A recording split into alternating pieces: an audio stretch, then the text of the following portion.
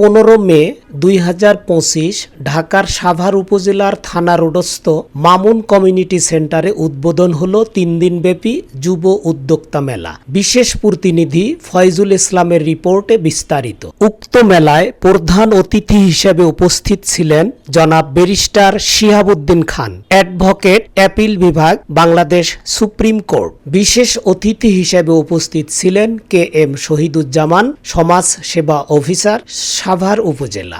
মেলার উদ্বোধন করেন আব্দুল কাদের তালুকদার, সাবেক উপপরিচালক, বাংলাদেশ শিল্পকলা একাডেমি। জনাব আব্দুল কাদের তালুকদার বলেন, এক সময় আমাদের মা বোনেরা বাসায় রান্নার ঘরে বেশি ব্যস্ত থাকতেন, এখন তারা বিভিন্ন রকমের পণ্য নিয়ে উদ্যোক্তা হয়ে মেলায় উপস্থিত। আমাদের মা বোনেরা মেলায় নানা পণ্যের শোরুম বা দোকান নিয়ে পরিবারকে অর্থনৈতিকভাবে সহযোগিতা করছেন। অতিথিরা বলেন, উদ্যোক্তারা দেশের মূল চাবিকাঠি। যারা বড় উদ্যোক্তা তারা বড় শিল্প কারখানা বা ইন্ডাস্ট্রির মাধ্যমে দেশের উন্নয়নে বড় ভূমিকা রাখছেন। পাশাপাশি যারা ছোট উদ্যোক্তা তারা তাদের অবস্থান থেকে স্বল্প পরিসরে দেশের উন্নয়নে স্বল্প ভূমিকা রেখে চলেছেন। ছোট বড় সব উদ্যোক্তা মিলেই দেশের অর্থনৈতিক চাকা সচল রাখেন। প্রধান অতিথির বক্তব্যে জনাব ব্যারিস্টার শিহাবুদ্দিন খান বলেন, উদ্যোক্তাদের বিকল্প নেই। দেশ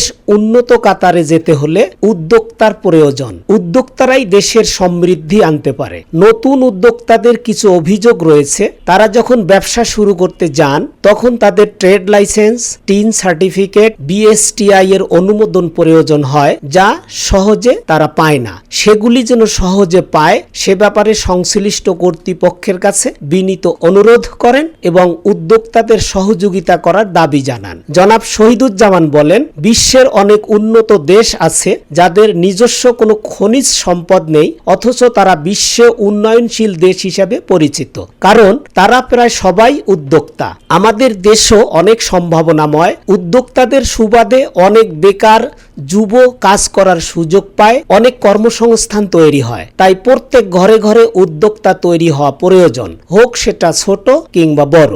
ছোট উদ্যোক্তা থেকেই বড় উদ্যোক্তা সৃষ্টি হয়। আমরা উদ্যোক্তাদেরকে সম্মান করি। বিশেষ করে মহিলারা আজ বসে থাকে না, তারা সবাই ঘরের কাজ শেষ করে বাহিরেও কাজ করার চেষ্টা করেন বিভিন্ন পণ্য নিয়ে। আজ এই মেলার মাধ্যমে সাধারণ ক্রেতারা খুব কাছ থেকে ভালো ভালো পণ্য কেনার সুযোগ পাচ্ছেন। এজন্য যুব উদ্যোক্তা ফাউন্ডেশনের সভাপতি এবং যারা মেলায় অংশগ্রহণ করেছেন তাদের সবাইকে ধন্যবাদ জানান। অতিথিবৃন্দ মেলা উদ্বোধন শেষে প্রত্যেকটা স্টল ঘুরে ঘুরে দেখেন এবং খোঁজ খবর নেন, দর্শকদের সাথে কথা বলেন। আমাদের ভালো রেসপন্স পেয়েছি এবং সাড়া পেয়েছি।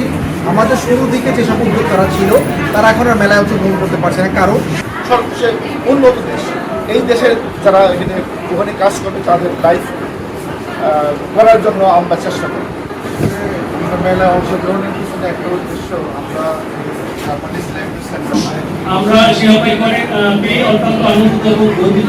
তিনি নিশ্চয়ই অনেক কষ্ট করে, অনেক সংগ্রাম করে, অনেক খাদ্যপণ্য এখানে যেগুলো খাদ্যপণ্য প্যাকেটজাত করে আপনার বিক্রির প্রয়োজন, সেগুলোর একটি বড় বিষয় আমরা জানতে পারলাম, সেটি হচ্ছে সরকারের বিভিন্ন সংস্থা বিভিন্ন সময় কমপ্লায়েন্সের ইস্যুতে, অর্থাৎ আপনার লাইসেন্স আছে কিনা, আপনি কি গুণগত মান ঠিক করে করছেন কিনা, ভোক্তা অধিকারের সেই রুলস রেগুলেশন মানছেন কিনা, সেটার অন্যান্য গুণগত মান ঠিক আছে, এই ধরনের বিভিন্ন প্রশ্নের সম্মুখীন হতে হয়।